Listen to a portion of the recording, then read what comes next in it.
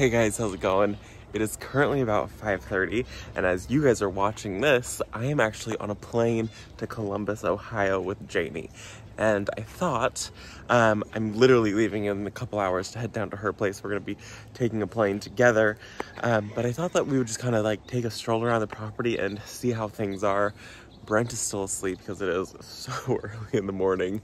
I couldn't sleep. And so I thought that I would want to come check everything out before it gets too hot before we leave, because it's currently 5:30 in the morning and it is 75 degrees. So it cracks me up how warm it is here. But I just wanted to show a few things. I've gotten some questions about a few things, so I thought that I would just show them off, talk about them, and just kind of enjoy the morning a little bit together. And as you guys know, we are in a massive heat spell right now. It's been a little bit hectic, a little bit crazy, and if I keep looking this way, it's because I'm watching the hummingbirds. We have about 10 of them right now. We've got some like babies, and so it's really cool. They're really tiny, but I watch them and they go from the hummingbird feeder there to the alder and then up into the pine tree right there. So I get distracted by them because they squeak at each other and they fly around really fast. But as you guys know, we're in a heat spell, and so some things have struggled, and one of them is this sunflower right here. And I said the other day that we were going to take them out, and I didn't take them out. There just wasn't enough time in the day. It's already warm out here now as it is, so I'm not doing any yard work. I'm like, you know what, I will do yard work when I come back, because when I come back, we're supposed to be like 99, 100 degrees, which is crazy that that's a breath of fresh air. So let's turn the camera around and I'll show you guys some of the things that I said I was going to do that I didn't do, and give updates on a few things before we head out of town. So this bed is where we have the apple espalier, and then these right here are a sunflower that I have. This is a branching sunflower, and you can tell it's the last blooms because the blooms are so tiny now. They're just itty bitties. This is and reminder, that is not my rooster. These are the Gold Light DMRs, and I love using these. I plant them super close together, so that way I do get smaller sunflowers. I tend to use them in flower arrangements. You can see here was one of the first ones, which is still a really good sized sunflower. Like, that's still a pretty big sunflower, but it's smaller when they're closer together, so that's why I tend to plant them super close. But I was going to pull these out the other day. I just ran out of time, and by the time I was going to get to them, this whole bed was in full sun, so I decided not to. We've got the Rebecchias down here, or the Echinacea. I lost one of them, and I don't know why. I don't have the best luck with Echinacea always, but I do try to plant them. And this is the same spot that I had 2 years ago, and I had the same issue. So maybe it's just that spot right there. And then in this bed right here, we have a Freya. Right? Good morning. In this bed right here is the apple espalier. I should, while it's cool this morning, come in and tie these two branches down before they start to harden. That way I can continue to train it. But I also need to see this runner right here. I need to come in and I need to run another line. I might ask Brent to run a line like I have here while I'm gone along the top of the fence. That way there can be this last line of the apple branches. I'll run one this way and then run one that way. And I gotta do the same thing on all of them. They're all starting to peek over the fence, and so I need to get it all trained. You know what, we might do that, tie those up this morning, because that's just going to be a really easy, cool project to do. And then same thing in this bed, I get asked a lot about this grasses, because I said I was going to do 3 of them. I remembered how big they got, but I didn't quite remember, and they get really large. This is a miscanthus, I believe. I always say Carl Forester, and it is not Carl Forester. I have Carl Forester up in the driveway now. I can never remember the name of this one, but I really like it. I just think it gets too wide. So I do want to come in with Carl Forester here, and I want to do 1, 2, 3, because the Carl Forester stays a little more narrow and grows straight up, whereas this one gets very big. So this one might need to get taken out, but I'm going to wait until this fall, obviously, because I actually really enjoy it, and the apples haven't reached fully over to where they are. This is just a little bit too much. And then if we come into the veggie garden, I get asked about these artichokes. So we have these artichokes right here, and they're flowering right now. Isn't that so crazy? They're so blue in person. This one is done flowering. This one is flowering, and these ones should be flowering, but there's something going on with them. This one should have some of the purple, like you can see that, and that's already faded. So I don't know why we're not getting good artichokes this year. This plant is very old, so I ended up coming in and I cut off all the leaves down below, just because it was attracting so many aphids. That's probably one issue, but I do leave the flowers because I just think they're so interesting and so pretty. I really love having these in the garden. The pollinators love them. I do like to use them in flower arrangements when we get smaller ones. Some years we get really small ones, and I really like that also. And then the next question that I've been getting is about this rose right here. This rose took me so long to figure out what it was, and you guys actually helped me figure out who she is. This right here is a pink iceberg rose, and it blooms and blooms and blooms. And if you guys remember, I literally a month ago, 2 months ago, cut it back to right here, and it has grown from here all the way up. This is one of the best performing roses that we have on the property. It just goes and goes and goes and goes. It doesn't stop. I mean, you can see, look at how many more buds there are to come and how many blooms there are currently. There are so many blooms on this thing.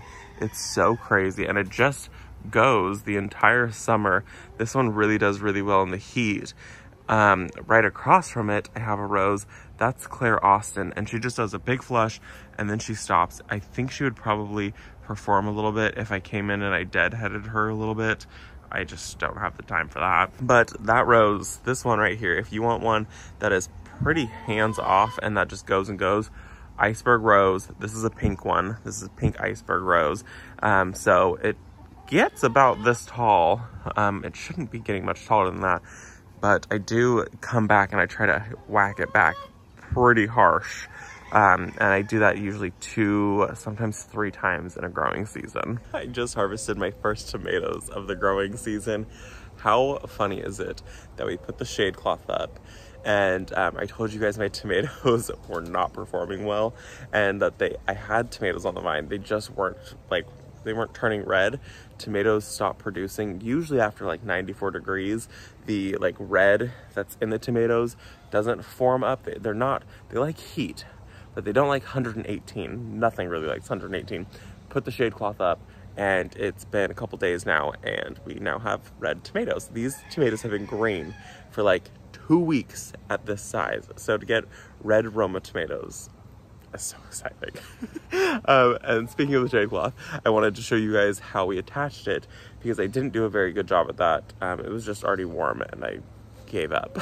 So let me show you guys how we attached the shade cloth, because there was some confusion on that. This shade cloth is from Bootstrap Farmer, and so are the clips that we have that are on there.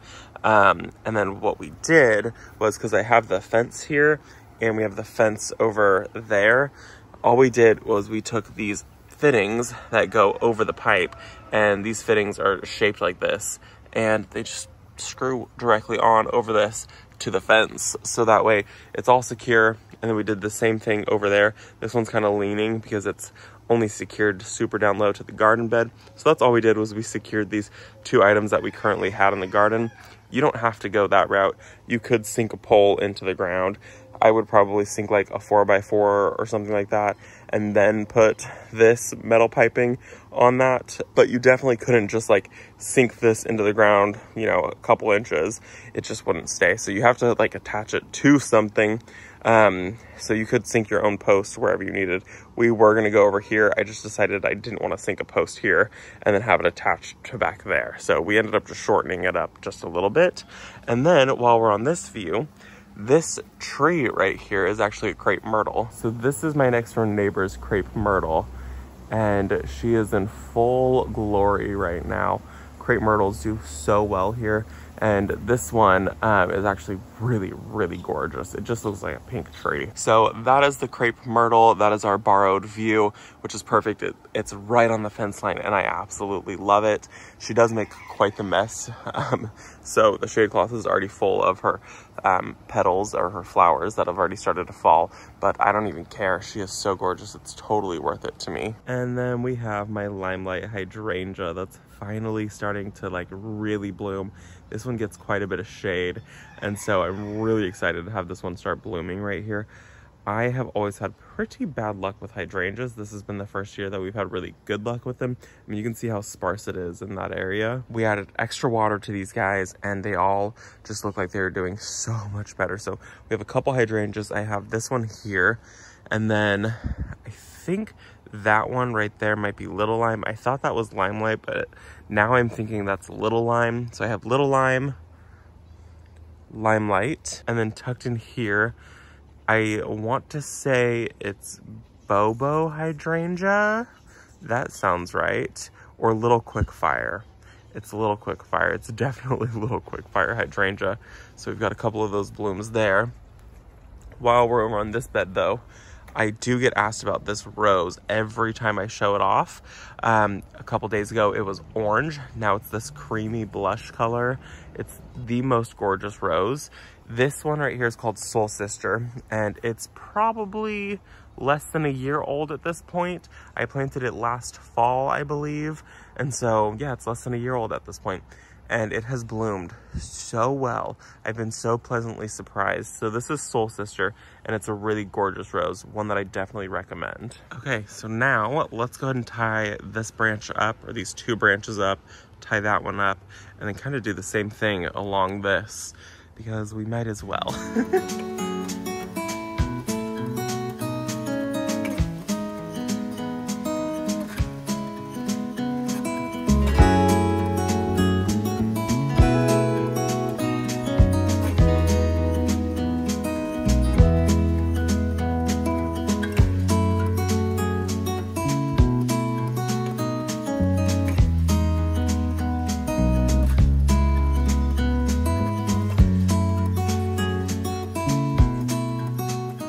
Well, I had my hand right above that orb weaver spider that's right there, and it made me slightly uncomfortable. There are a few spiders, there's almost zero spiders that I like. There are zero spiders that I like. But I appreciate orb weaver spiders, which are those ones. Usually we have a few in the garden and they will get massive. They will get about this big, and they weave their webs and they catch all the like bugs that I don't want in the garden, and they eat a ton of bugs, and they're really good for my garden. I personally don't love when they're that close to my hand though, so it gave me the heebie-jeebies. Those are ones that are super docile and usually have no problems with humans. They don't like cause an issue, they don't like react, they don't bite, but they look so intense. Luckily that one is very small. Thinking about it still gives me the heebie-jeebies. I'm not a spider person. Yeah, my hand was a little too close for comfort. So we're gonna move on to the next tree because I gotta get away from that one.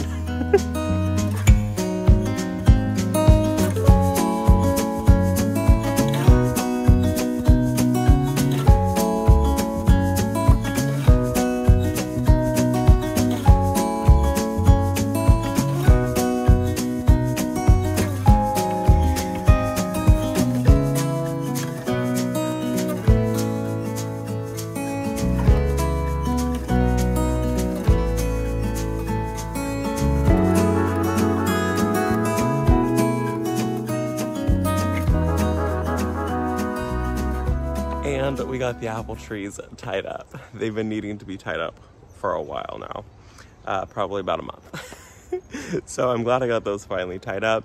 As you can see, they still look super shrubby. This one right here is training to go up, so it can be the top branch right there. They look a little bit woolly, but they do look a lot better.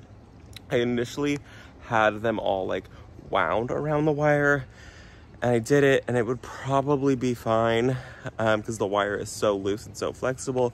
But then I started to second guess myself over the last like couple months and thinking that might be the wrong decision to make.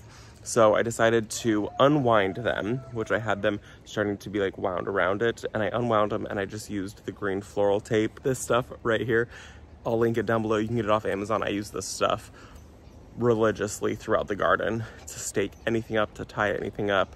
I really love it, and it just basically completely disappears. So that's what I used. I just tied it around the branch and then tied it to the wire with a little bit of wiggle room, so as the branches grew it would be fine. This stuff is super flexible, but it's not meant to be on long term because it will cut into the bark a little bit. So it was easy. it was fine. And so we're gonna head down to Janie's house now, and we're going to get on a plane. So I'll see you guys in 2 seconds, because I'm sure I'm gonna find something down there that I have to show you. So let's head to Janie's house now. I made it. I am at Janie's house. She's inside, packing, getting ready. She is still not feeling 100%, but she's getting there. There's a hidden surprise in this segment of the video, of a video that's going to be coming out in a couple weeks. Just to give you a hint. I've been doing test runs, and Janie has said that she wanted some things in her garden, and I also would like some things in my garden. So I've been doing a few tests, and so I brought them down to her. It was a total surprise. She had no clue that I was doing it. But we are going to film a video together creating things for the garden. So I can't wait for you guys to see that. That's not going to happen for a couple weeks. I was just doing tests, but now I'm here. I'm gonna take a walk around her garden really quick, just to kind of see some things that are blooming. I swear, every time I come here, there is just like more and more and more in bloom. This garden has transformed so much in such a short period of time.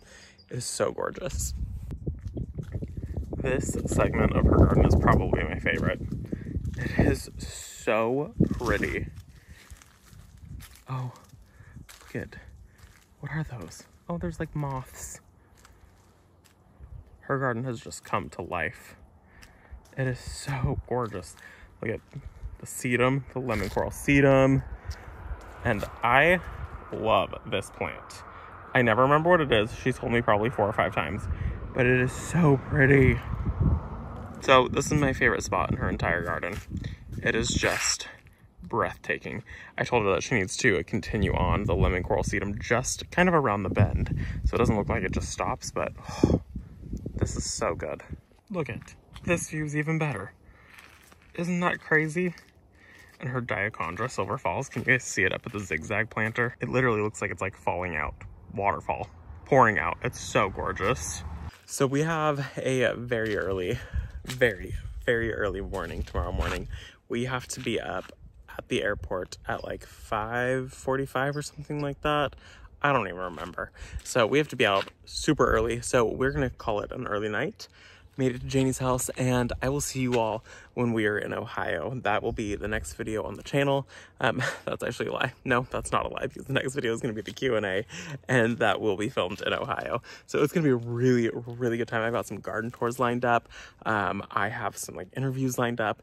You guys are going to see the showroom. It's going to be so good. So stay tuned for all of that, because it is going to be so much fun out there. You have to hold it then. No. Yes, because if I look at, hello guys. So that's what I'm doing. No, it's out of the camera more. Just get it. Do you want a tripod? No. No, you hold it. Oh. It's your thing. I look way better. I hate you. Okay. We are waking. What time are we waking up? I think I said the wrong time. Okay, well, we have to leave here at 4:30. Oh, at 4:30. Yeah, I said later than that. I thought it was like... No, we have to be in the car driving to the airport at 4:30. So I don't know how long it takes you to get ready, but I'll be waking up at 4. I'll be waking up at 4:15. No, it's going to be good. We will head to the airport, and then we will see you guys in Ohio for your coffee chat and my Q&A. I thought we were doing my coffee chat in the layover in Las Vegas. If we have enough time, we'll do it in the layover in Las Vegas. Okay, we have a layover in Las Vegas, and we have like 8 minutes, and so we have to run. So while we're running, we're do the slots really fast, and then run and change planes. Okay. So we'll film it for you. It'll be good. It'll be good. Okay, on our Robbie. one cent bet. Robbie. Insufficient funds. Alright guys, we will see you when we are in Las Vegas or Ohio. Bye guys. Bye.